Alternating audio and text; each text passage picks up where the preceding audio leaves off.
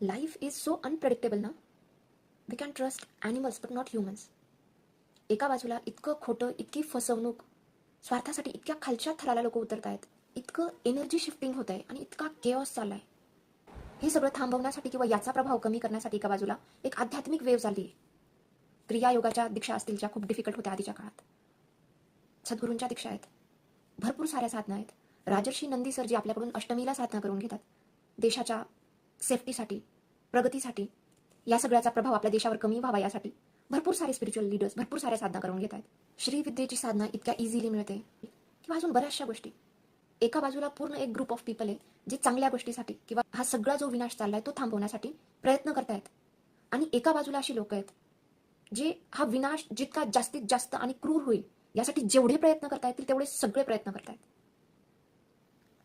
I literally feel like मी आत्ता या प्लॅनेटवर आले. याआधी मी कधी या प्लॅनेटचा भागच नव्हते. कदाचित मला हे जग माहितीच नव्हतं. इतके चेहऱ्यावर चेहरेत लोकांचे, मुखवट्यांवर मुखवटे.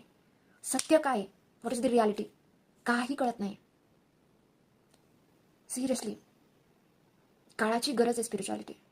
अदरवाईज नाही सर्व्हाइव्ह करू शकत आपण. एकतर कोणीतरी आपल्याला संपवेल किंवा आपण एक दिवस थकून हे लाईफ सॅक्रिफाईस करून देऊ स्वतःहूनच. It's very difficult.